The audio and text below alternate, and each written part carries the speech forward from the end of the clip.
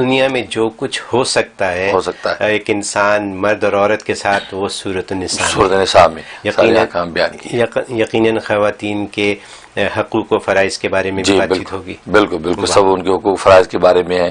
بلکہ اس کے اندر یہ ایک آیت تو ایسی بھی ہے جو 175 نمبر آیت وہ اس مضمون کو واضح کرتی، جو کمزور ہیں، خواتین ہیں، بوڑھے ہیں اور وہ اپنی مدد آپ نہیں کر سکتے، ان کے اوپر اگر مظالم ہیں، چاہے جب مکہ کے اندر رہتے انہوں نے دعا کی کہ ربنا اخرجنا من هذه القرية ظالم اهلها، اے اللہ اے ہمارے رب اس بستی سے ہمیں نکال، اس بستی کے لوگ بڑے ظالم ہیں.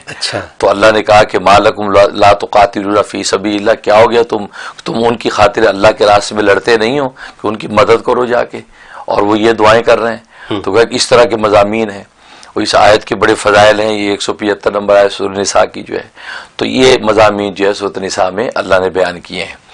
اور جہاں تک اس کے فوائد و فضائل کا تعلق ہے تو لکھا ہے کہ اگر کوئی مرد اس کی جو ہے وہ روحانی کیفیت ایسی ہے کہ عورتوں کی طرف مائل ہوتا ہے، یا عورت ایسی ہے کہ مردوں کی طرف نامحرم مردوں کی طرف مائل ہوتی ہے، تو گویا کہ پاک دامنی کے عنصر میں کمی ہے.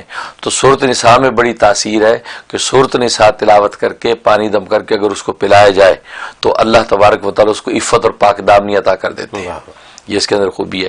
اور اگر کسی کو خفقان قلب ہو جائے، تو آج کل جس کو لوگ کہتے ہیں انزائٹی ہو گئی، گھبراہٹ ہو گئی، تو اس طرح کی کیفیت ہو جائے، ڈپریشن ہو جاتا ہے، لوگ ڈپریشن میں چلے جائے، 6 مہینے نہیں نکلتے.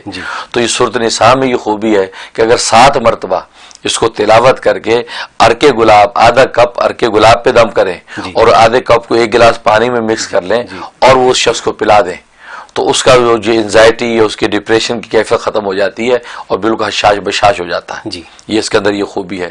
تو اس کے علاوہ جو ہے 175 نمبر جو آیت ہے اس کی وہ بڑی زبردست ہے کہ اگر کوئی بیوی مظلوم ہے، شوہر بڑا ظالم ہے، وہ ایسے حالات میں وقت گزار رہی ہے، یا سسرال کے اندر اس پر ظلم و ستم ڈھایا جاتا ہے، یا کسی شخص پر کسی بستی کے اندر اس پر ظلم و ستم ہے، کوئی اس کا جیداد رسی کی صورت نہیں، تو اس آیت کو اگر ظہر کے بعد 41 دفعہ پڑھا کرے یا عشاء کے بعد 41 دفعہ پڑھے اول آخر 11 مرتبہ درود شریف کے ساتھ، تو اللہ تبارک و تعالیٰ غیب سے اس کے لیے مدد اور نصرت اتار دیتے ہیں اور اس کے لیے حالات سازگار ہو جاتے ہیں.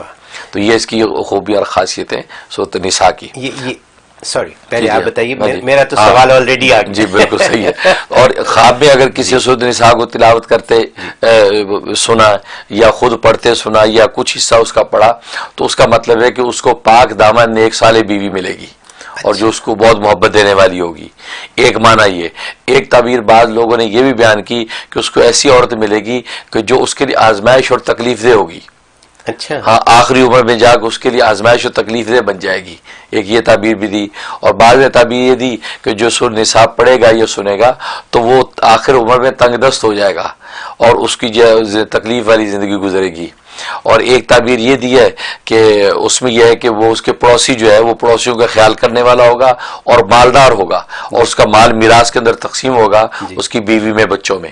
تو مختلف پہلو اصل میں اس انسان کی اپنی کیفیات پر منحصر ہیں کہ اس کی دینی حالت کیسی ہے، دنیاوی حالت کیسی ہے، کیفیات کی ہیں. تو وہ معبر جو ہوتا ہے ماہر فن، وہ اس کو دیکھ کر پھر تعبیر متعین کرتا ہے. تو اس طریقے سے سورۃ النساء کی تعبیر کے احکام جو ہے معبرین نے لکھے ہیں.